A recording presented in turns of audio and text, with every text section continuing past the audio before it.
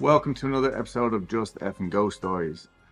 This year has been off to a bit of a strange start. I'm not in Castellel Creep, as you can probably tell, and it's quite hard to make this location spooky. This is my grandmother's kitchen, and there's going to be lots of echo and loud sounds and stuff like that.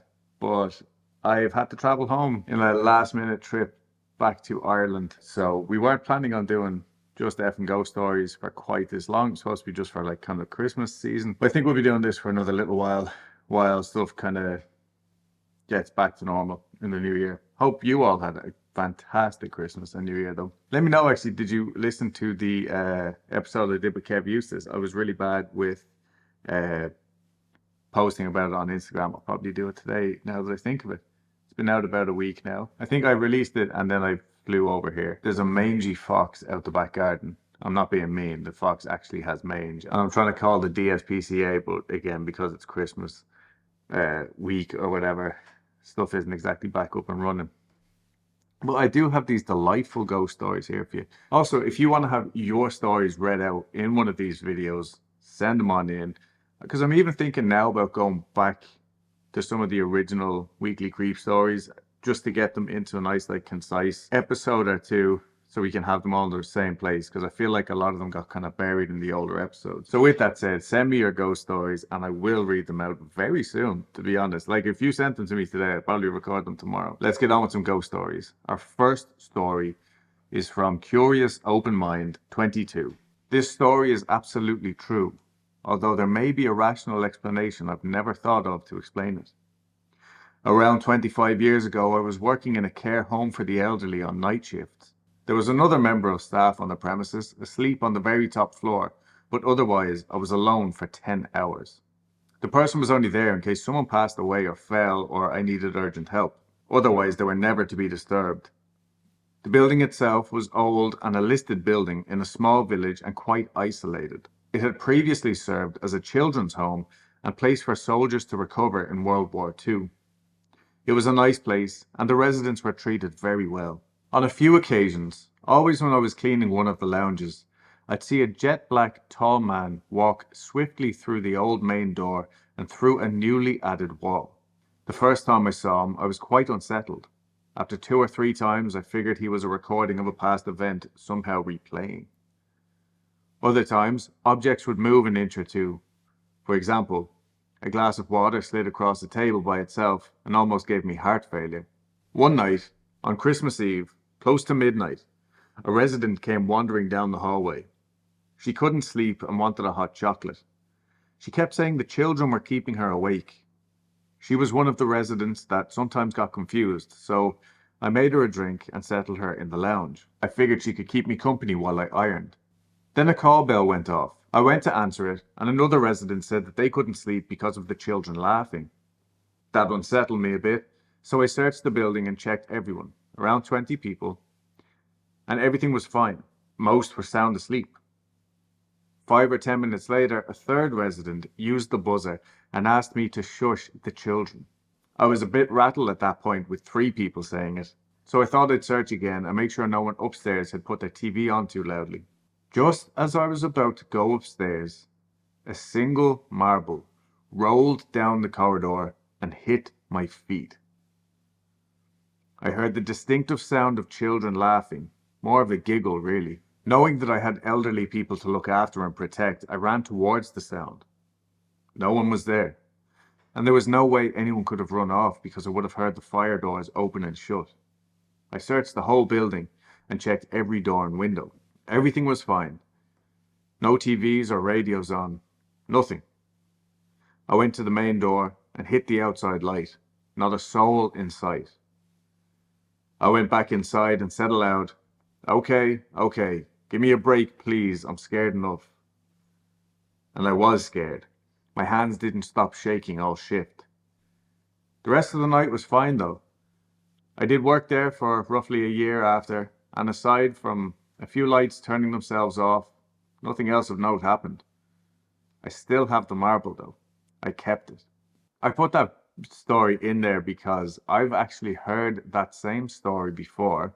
Not that that one's not real. Like, I've heard specifically, I think it was like end of life care palliative, what's the word, hospice care, people in those kind of situations where older people would hear children, and there was absolutely no reason why there should or have like why there should or would have ever been children in that building.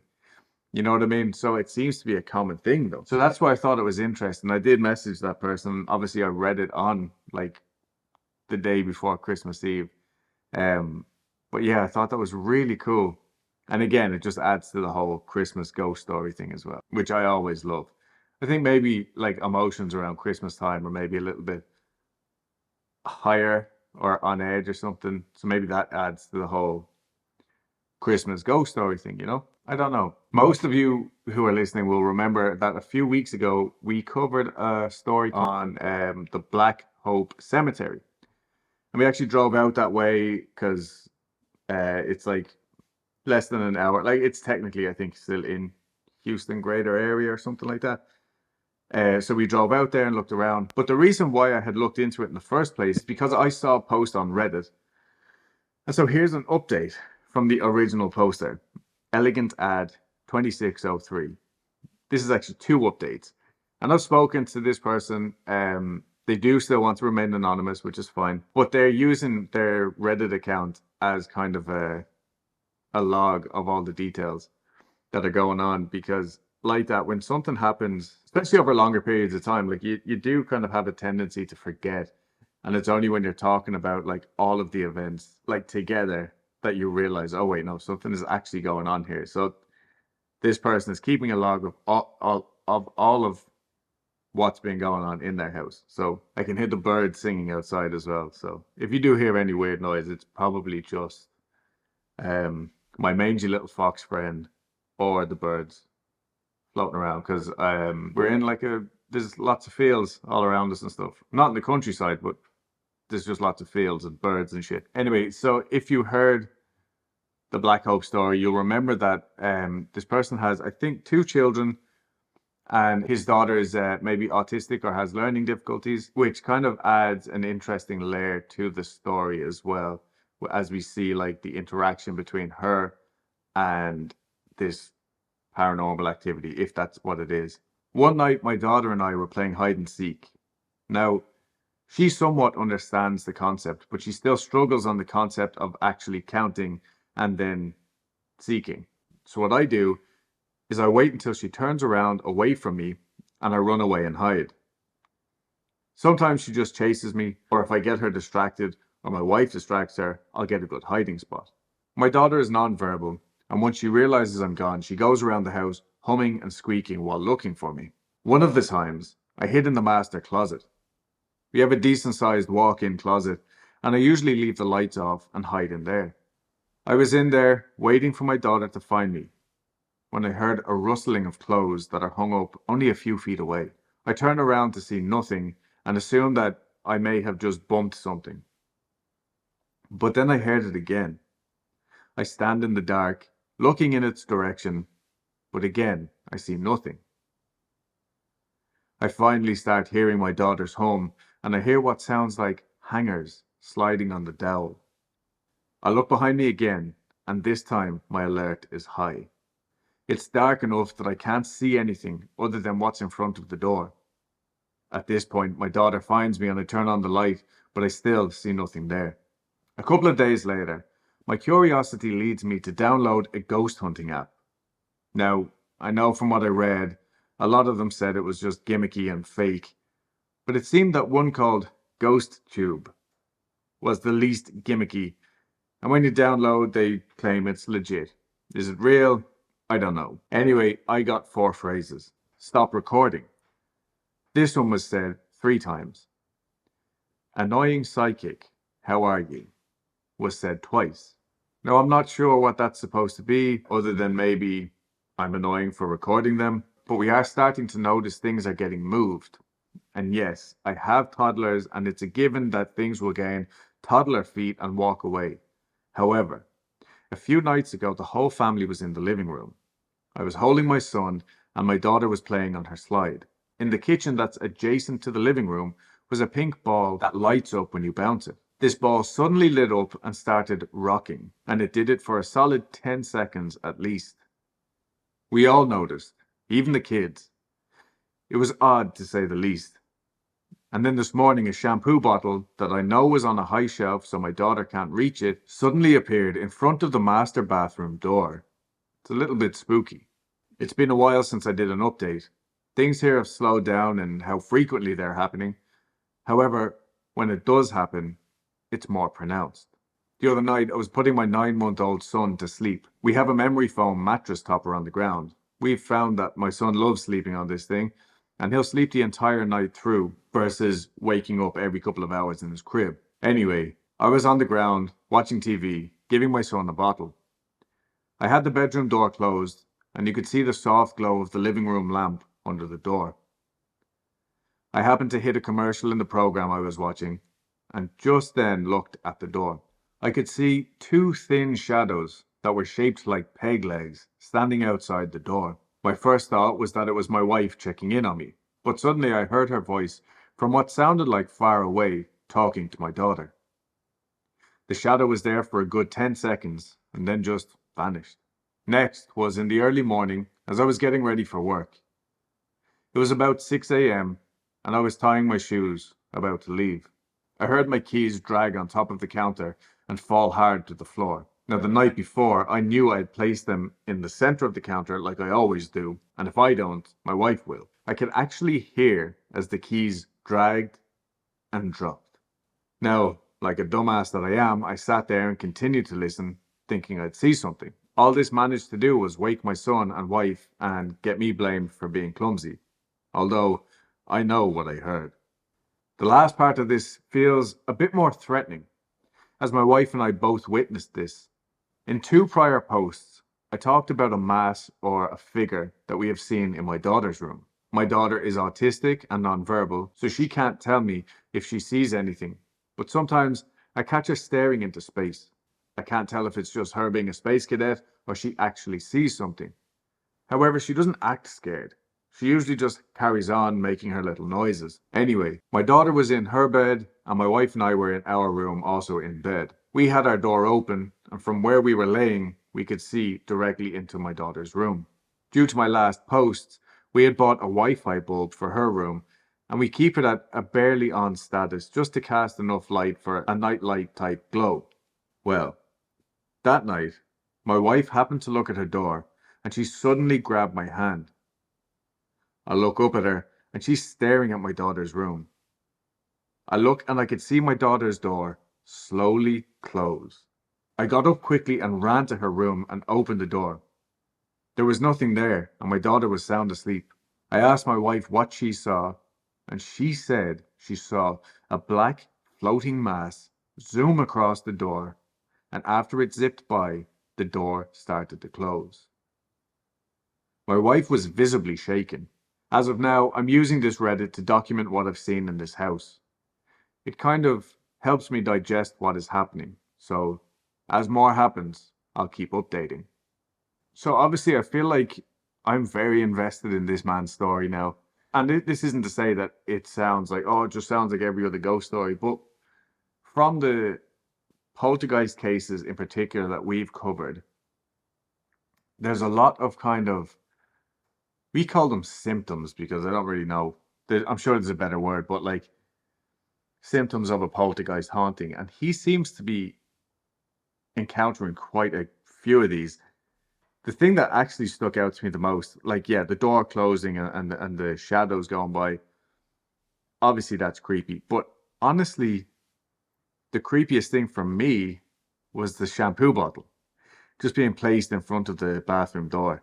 I'm not speaking from experience here. I don't know what he's going through. I'm sure it's terrifying. But say his wife seeing a shadow, him seeing a shadow under the door.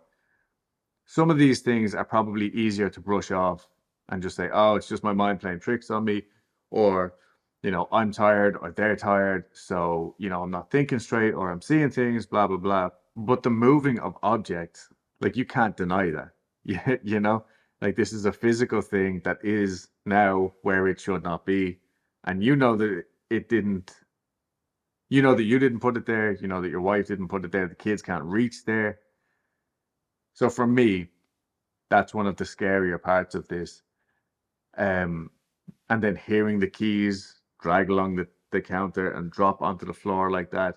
It always feels like in these stories that something is just trying to make a point of saying, I'm here, you know? And if that is just a stereotypical poltergeist, I do think it's just going to ebb and flow and eventually it'll fade out like they normally do, right? Um, Whereas if it's an actual, let's say, like a ghost of a flesh and blood person, maybe they're just trying to make a point. Maybe they are trying to scare him. I don't know.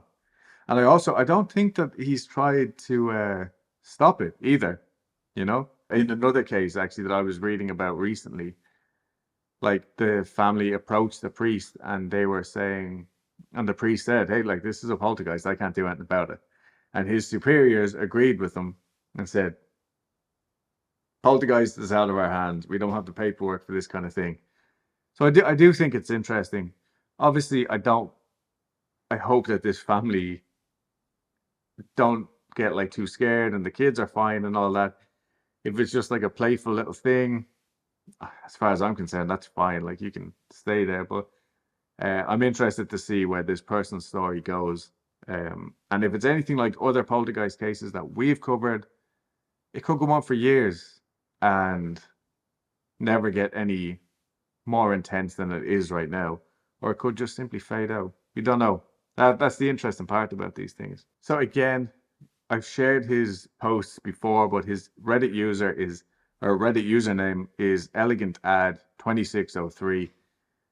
And I think now I've covered all of the updates. I'll check again when I'm done here. Just if you want to go on and read for yourself, it's there. And drop him a message. He might even respond, especially if you have like something helpful for him. And actually, another thing that I do just want to touch on real quick is those silly little ghost app things like that you download on your phone. Like I know a lot of people do actually use them and trust them religiously. We downloaded one. We were staying in an older building for like my friend was getting married, and the night we downloaded it, we got like some, I can't remember, like answers that seemed like they could have been relative to the situation. But then other stuff started happening, like music on my friend's phone stopped playing, stuff like that. So it was almost like as soon as we started paying attention, stuff started happening. But anyway, a few weeks later, then Dulce had, because we were still living apart. I was living here, she was living in Texas. And she came over for that wedding, I think, and we went to see the Book of Kells or like a museum or something like that in Dublin City. And as you went down into the vaults, I was like, I'm going to turn on the app because this is like an old it was underneath Christchurch in Dublin. I just had the app open. I wasn't talking about it, but like we had walked up, there was a golden chalice that was from like the Spanish Crusades. And we weren't even talking, like, because we were just walking around the museum and reading whatever was there. Dulce was reading, I was just looking at stuff. But it actually like brought up the word like chalice.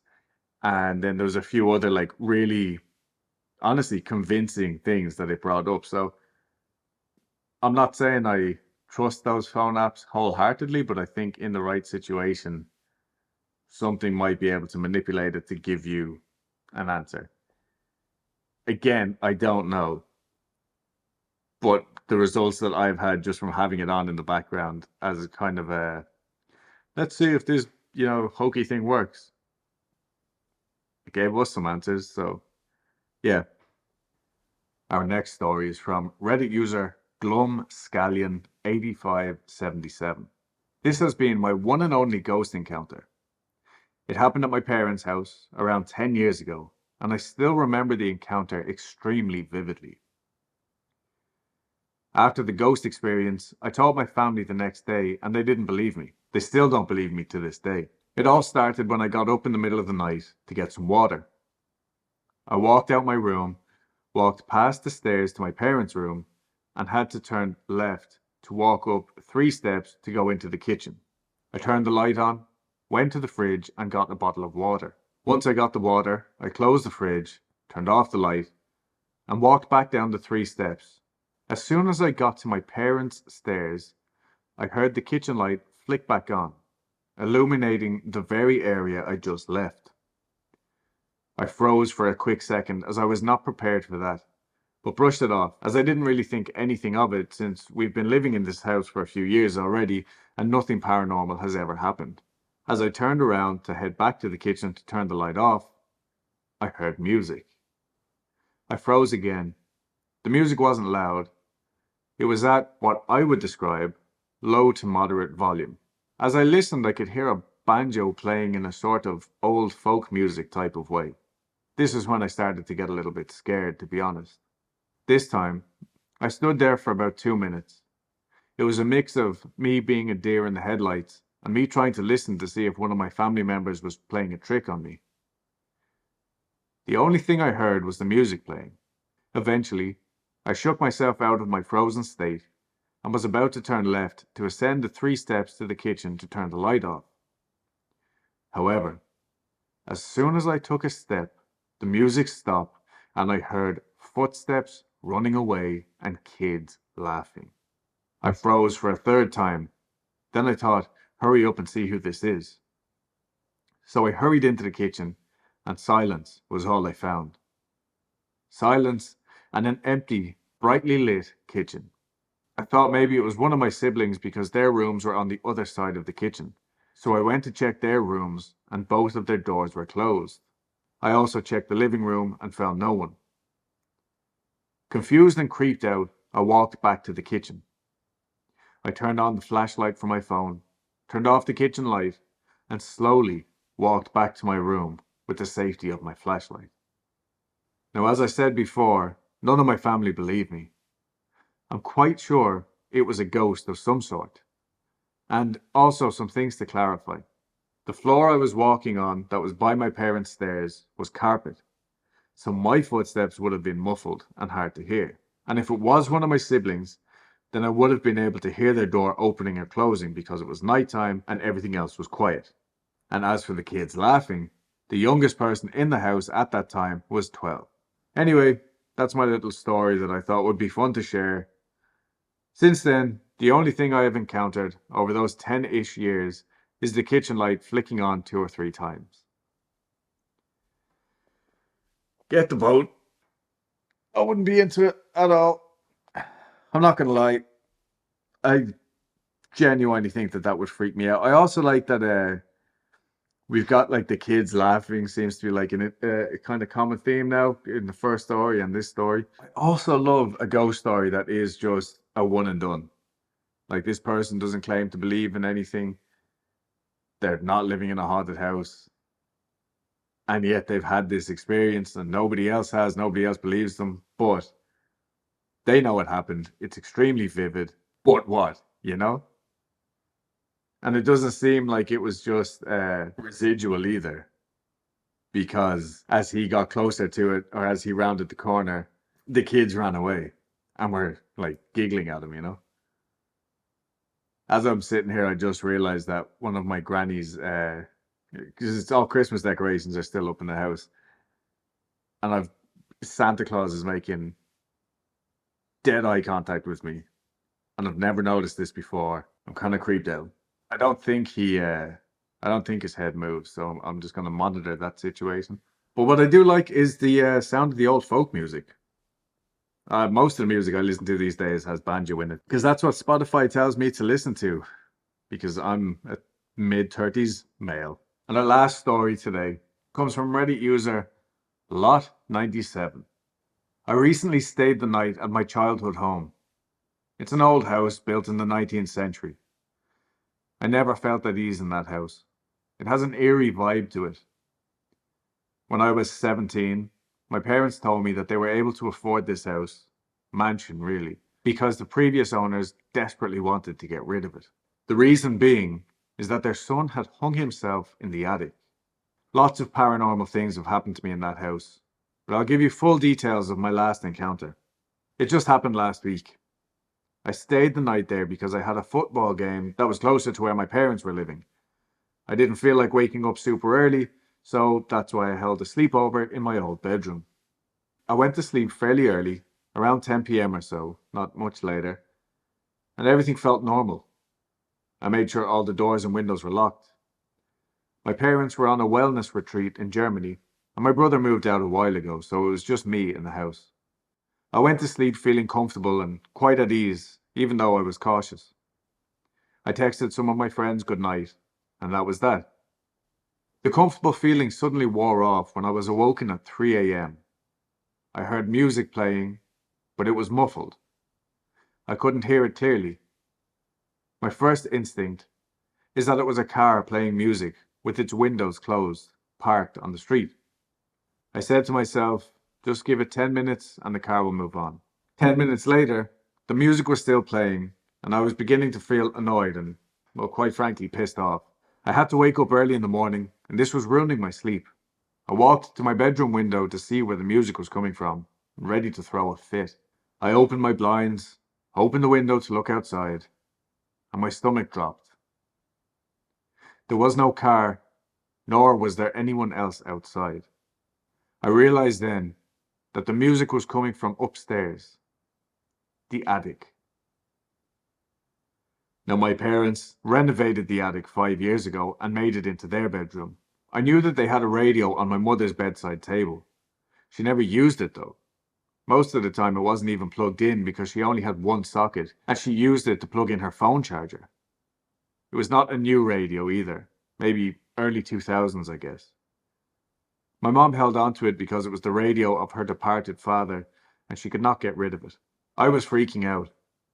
Why would these kind of encounters only happen when I'm at home alone? I tried calling my parents. They didn't pick up. My brother didn't pick up either. Not surprising since it was 3 o'clock in the morning. I realized that I would have to deal with this situation alone. When I opened my bedroom door, the music became louder. I now could clearly hear which music was playing. It was dark organ music. My stomach dropped again. I never felt as scared as I did then. I didn't want to do this alone. I had one last rescue line that I could call. It was my friend Philip. He played Call of Duty until the early hours, so he was surely still awake. I called him and explained the situation. He assured me that it was probably just a problem with the electrical outlet and the radio had been sort of jump-started. I felt reassured by his answers and made the walk upstairs to the attic. I was with him on the phone the whole time. I stood in front of the door and I could clearly hear the music. It was so loud. I knew I had to get in to turn it off, but I was so frightened. Again, Philip reassured me that everything was going to be all right. It was just faulty wiring. It was just faulty wiring. I kept repeating this to myself. I opened the door and the music stopped. I ran downstairs, put on all the lights and watched Trailer Park Boys until 7 a.m. Later that day, I played the worst football game in history and lost 7-0.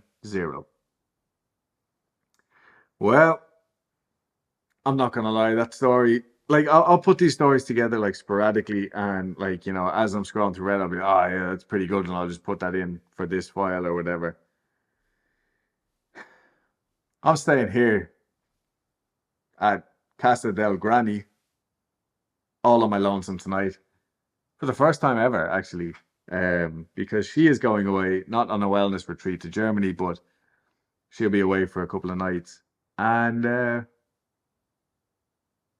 that story did not make me feel any better. I'm pretty sure she has an old radio up on her bedside table. But the dark organ music actually felt a little bit too good to be true.